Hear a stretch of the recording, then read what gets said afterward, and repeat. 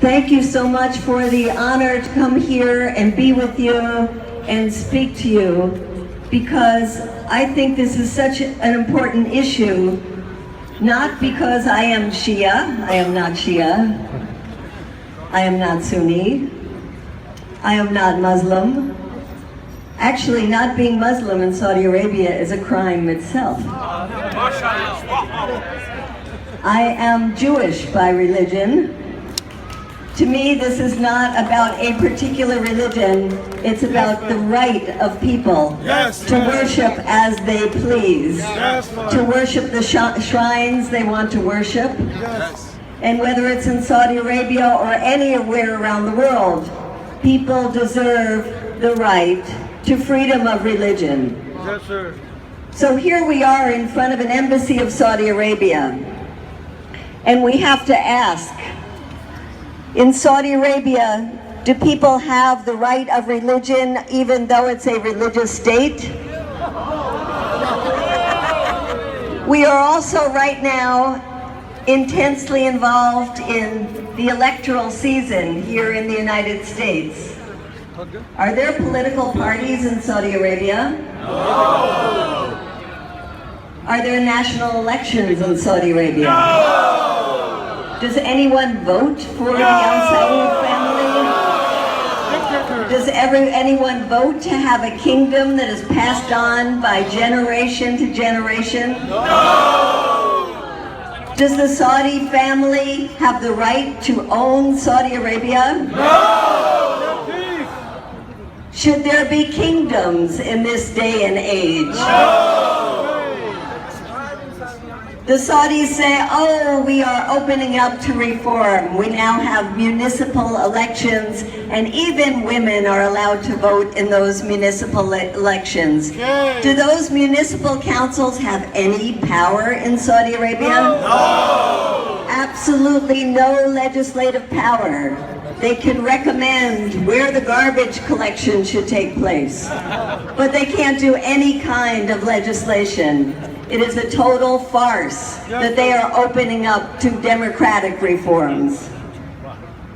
In Saudi Arabia, there is one country in the world where women do not have the right to even drive. But the Saudis are saying that they are opening up for women's rights. In Saudi Arabia, women have to ask permission of a male guardian for every major and many minor issues affecting their life, whether it's going to a university. Is that democracy? No. Saudi Arabia, with so much construction going on, is built on the backs of a migrant population that is imported into Saudi Arabia with absolutely no labor rights. Is that democratic? No! These people need a sponsor, not only to come to Saudi Arabia, but to leave Saudi Arabia. They need an exit visa that their employer must sign. And they cannot leave the country, even if they are exploited, which so many of them are, unless their employer gives them the right to leave. Is that democracy? No! Saudi Arabia, here we are in front of the embassy. It's being guarded by police. I think those police ought to turn around, because we're the ones who need protection, not the Saudis. Look at what happened on 9/11. 15 of the 19 hijackers from what country? Saudi Arabia. And we American citizens are not even allowed to see 28 pages. the commission report that deals with financing from Saudi Arabia. Is that democracy? No! Don't the American people have the right to know the Saudi involvement in 9/11? Yes! Saudi Arabia,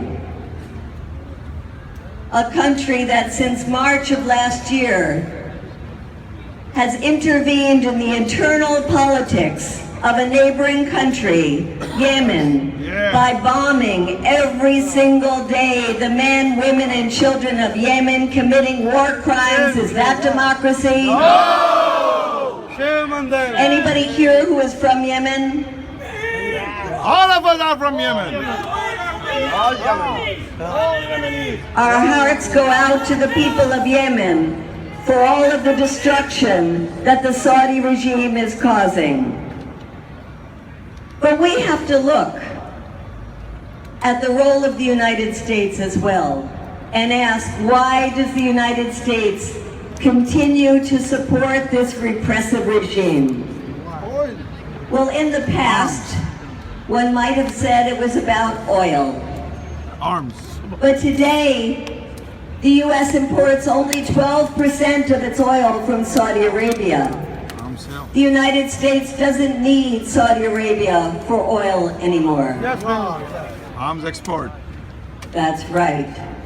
What Saudi Arabia is providing to the United States is money to buy weapons from U.S. weapons manufacturers. Saudi Arabia is now the largest purchaser of U.S. weapons in the world. And I say shame on the United States, shame on the weapons manufacturers. Those weapons are being used not only to kill people in Yemen, but to repress the people of Saudi Arabia. Yes, ma'am. Shame. Shame. $97 billion worth of weapons. Think of all the money that Northrop Grumman and Boeing and BAE Systems and all of these weapons manufacturers have with blood on their hand. That is blood money. Here. And here we are in Washington, D.C., where there are 8 major lobbyist groups that have registered to be foreign agents of the Saudi government. They are lobby groups that work with the Democrats, like the Podesta Group. Tony Podesta's brother is the head of Hillary Clinton's finance camp for her campaign. And they are lobby groups that work with the Republicans, like DLA Piper.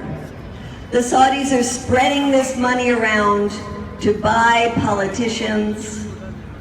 The money is also being spread around to universities and to think tanks to buy support for their repressive regime and to buy silence from people who know better. You look in this city right here, Georgetown University, getting millions of dollars from the Saudis.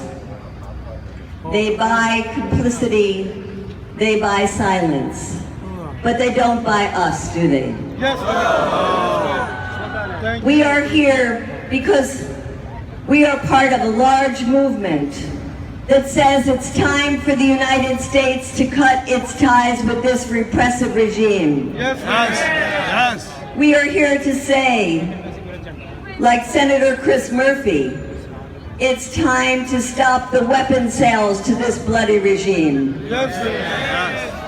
We should stop all weapon sales, but in particular, there's a weapon called cluster bombs that have been banned by the entire international community.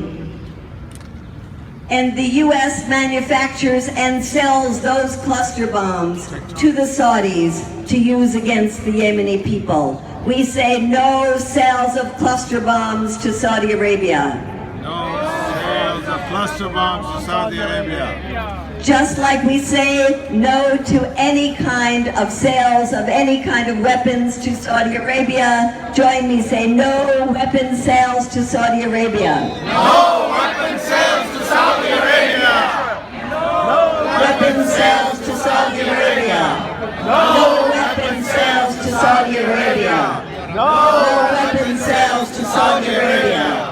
No weapon sales to Saudi Arabia. So in this election season, we at my group Code Pink have researched who of the politicians are taking money from registered Saudi foreign agents. Yes.